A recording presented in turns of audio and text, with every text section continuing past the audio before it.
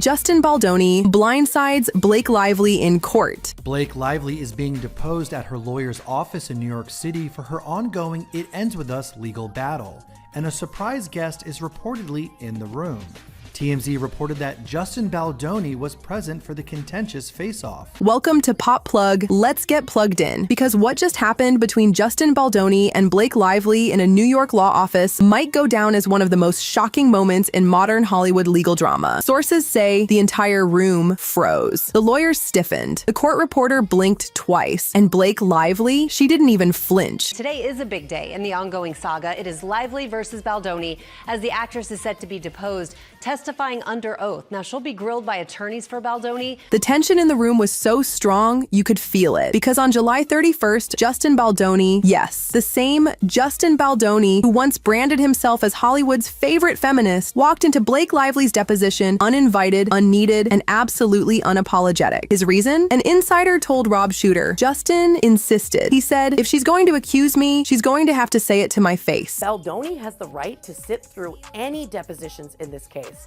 including Blake Lively. Let's rewind the clock a bit. It was December 2024 when this firestorm truly ignited. It Ends With Us had just wrapped, and what should have been a celebratory press tour turned into a spiraling PR disaster. Instead of red carpets and talk show banter, the narrative became about whispered complaints, sudden cast absences, and what Blake Lively described as a systematic campaign to destroy her credibility. Her claims? That Baldoni, her co-star and director, had made sexually inappropriate remarks, improvised intimate scenes without her consent, and routinely crossed boundaries on set. More than that, she says she was punished for speaking up. The irony? The film was literally about sexual harassment and abuse. Within weeks, Blake filed a lawsuit against Baldoni, Wayfarer Studios, and their PR team, accusing them of harassment, retaliation, and orchestrating a smear campaign to silence her. That same month, Baldoni hit back with a $400 million defamation and civil extortion countersuit, targeting not just Blake, but her husband Ryan Reynolds and their publicist Leslie Sloan too. And then came the counterpunch. On June 9th, Judge Louis J. Lyman threw Baldoni's countersuit out. Dismissed.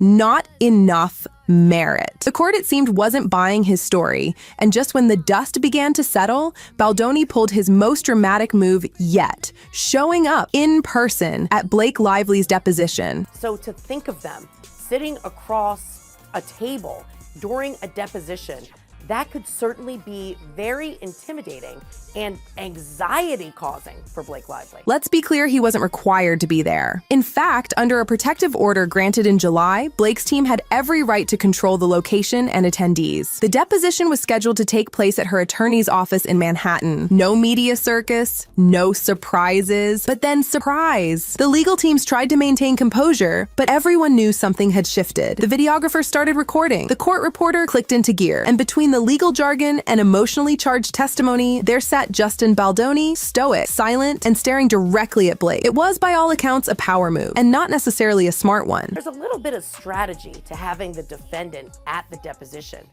When that person is actually sitting in the room, it becomes much harder to twist the truth or to fabricate, because you're eye to eye with the person that you're speaking about. Baldoni's lawyer, Brian Friedman, had already laid out the strategy. I'm gonna ask her questions under penalty of perjury, and she's gonna have to provide evidence, and she's gonna have to provide the truth of the stories. We're gonna see how consistent her testimony is with the actual facts of what transpired. But for Lively's camp, Baldoni's presence wasn't about the truth. It was about intimidation. He's done hiding behind lawyers. If Blake is going to continue this, she has to do it with him watching. A legal insider told Rob Shooter. So what happened during the deposition? According to sources, it lasted for hours. Lively remained composed, delivering testimony that some say detailed multiple uncomfortable incidents on the It Ends With Us set. Just imagine the tension in that room must be off the charts. So what does Lively's lawsuit claim? Lively claims that Baldoni altered scenes without her consent, made lewd remarks, and pushed physical boundaries during filming without choreography or approval, and that she paid a price for speaking up. Blake alleged that Baldoni's team retaliated by launching a secret PR campaign to destroy her. A campaign that included crisis managers, manipulated media narratives, and an active effort to tank her new business ventures, including a hair care line that saw sales plummet a whopping 56% and 78% after the fallout. Her team obtained internal texts between Baldoni's PR reps discussing online fan narratives and how they were shocked that the negative press had hadn't picked up more. Blake claims these texts show intent. Baldoni's team says they're out of context. Never underestimate a woman's ability to endure pain. The bigger issue? Retaliation. Lively says she wasn't just dealing with harassment, she was being punished for calling it out. And while Baldoni denies every accusation, the optics aren't exactly in his favor. Remember when Ryan Reynolds took a cheeky jab at Baldoni in Deadpool? At the time, people thought it was just a joke. Now it feels like a warning shot. How's it going? Great. Why? What have you heard? Even more awkward, the film that brought them together is about surviving abuse. And now, the people who portrayed those characters are locked in a real-life battle that's pulled in Hollywood giants, devastated careers, and blown-up friendships. Let's not forget who's taken sides. Lively's co-stars from Sisterhood of the Traveling Pants America Ferrera, Amber Tamblyn, and Alexis Bledel issued a rare joint statement saying, "Throughout the filming of It Ends With Us, we saw her summon the courage to ask for a safe workplace for herself and colleagues on set, and were appalled by the retaliation she faced." Even Taylor Swift has quietly thrown her support behind Blake, sources say. The two have been close for years, and Swift's team reportedly helped with private legal resources in the early days of the lawsuit. Meanwhile, Baldoni, he's been dropped by his agency and lost public support from Man Enough. Liz Plank will no longer co-host the Man Enough podcast with Baldoni, she announced in an Instagram statement shared on December 23rd. "We all deserve better, the better, and I know that together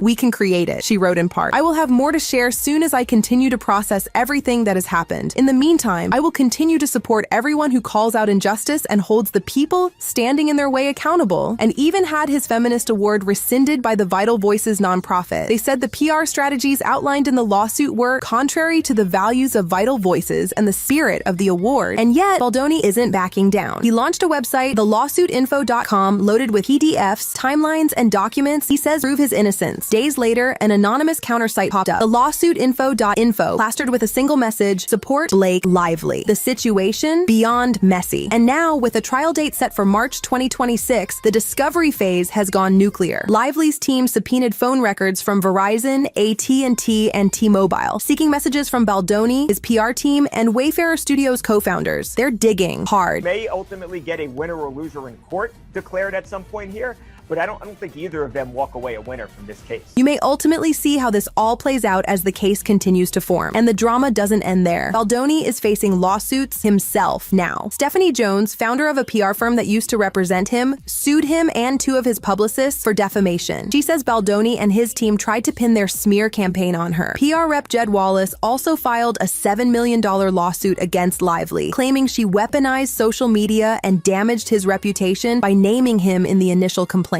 This legal chaos isn't just damaging careers, it's damaging identities. Both Lively and Baldoni have seen their reputations take a major hit. For Blake, who built a brand around grace, empowerment, and relatability, this lawsuit has cast a long shadow over her public image. And Baldoni is now associated with allegations of sexual misconduct, retaliation, and smear campaigns. His feminist credibility has been shaken, and the very image he spent years crafting is now under public scrutiny. She admits this has harmed her reputation, and it's harmed her career, frankly. I think it's a fair question to ask, what does her career look like after this? She was somebody who was beloved. I think it's harmed her. I think it's harmed her husband, Ryan Reynolds, as well.